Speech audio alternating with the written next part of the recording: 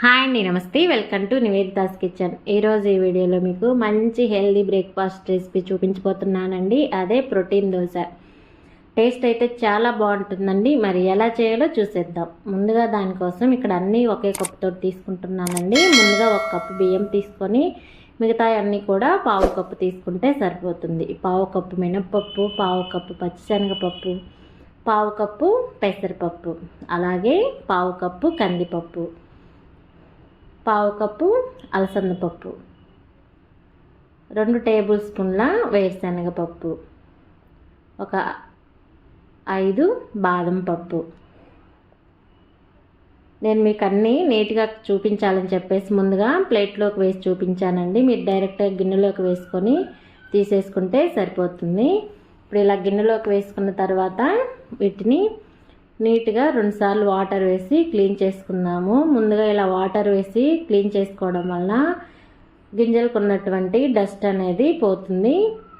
ఇలా 2 సార్లు వాటర్ పోసేసి నీట్గా క్లీన్ చేసేసుకోవాలి నానబెట్టే ముందు. ఇలా కడిగేసిన తర్వాత ఇప్పుడు పప్పులు నిండేంత వరకు వాటర్ పోసుకోవాలి. ఇప్పుడు వీటిని 8 గంటల వరకు నానబెట్టేసుకుందాం, లేకుంటే ఓవర్ నైట్ నానబెట్టేసుకున్నా సరిపోతుందండి. ఇప్పుడు ఇలా నానాయి కదా, వీటిని ఒక మిక్సీ జార్ తీసుకొని మిక్సీ పట్టేసుకోవాలి.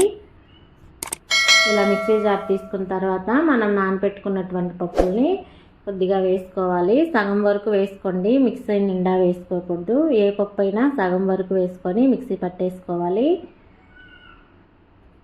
ఇలా పప్పు వేసుకున్న తర్వాత కొద్దిగా వాటర్ వేసుకొని మిక్సీ పట్టేసుకోవాలి.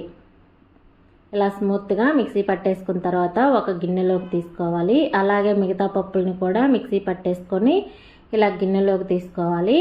ఇలా మిక్సీ పట్టేసుకున్న దాన్ని ఒక 2 గంటల వరకు పక్కన పెట్టేసుకోవాలండి. మీకు టైం లేకపోతే 1 గంట పక్కన పెట్టేసుకున్నా సరిపోతుంది.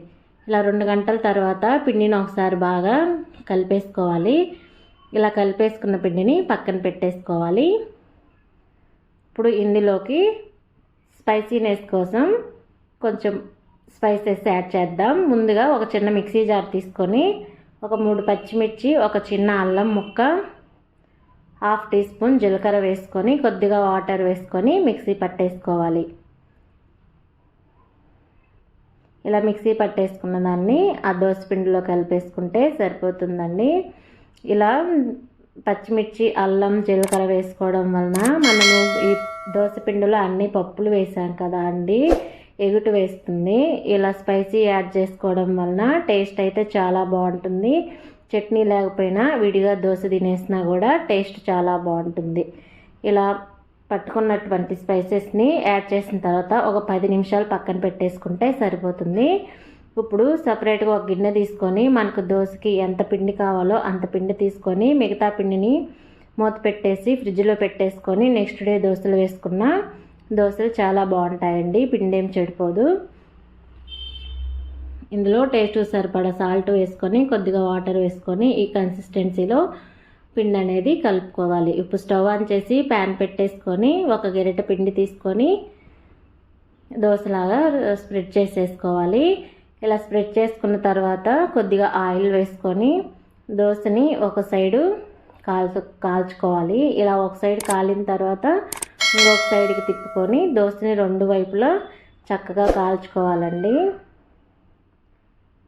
చూసారా దోశ అనేది ఎంత చక్కగా కాలిందో.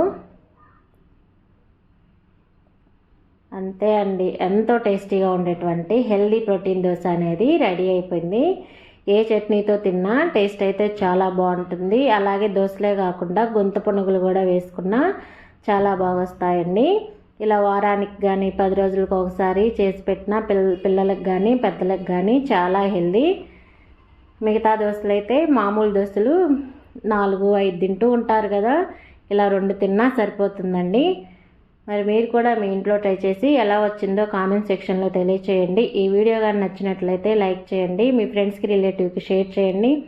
నివేదితాస్ కిచెన్ ఛానల్ని సబ్స్క్రైబ్ చేసుకోండి. అలాగే పక్కనే ఉన్నటువంటి గంటని కొట్టేయండి మరి.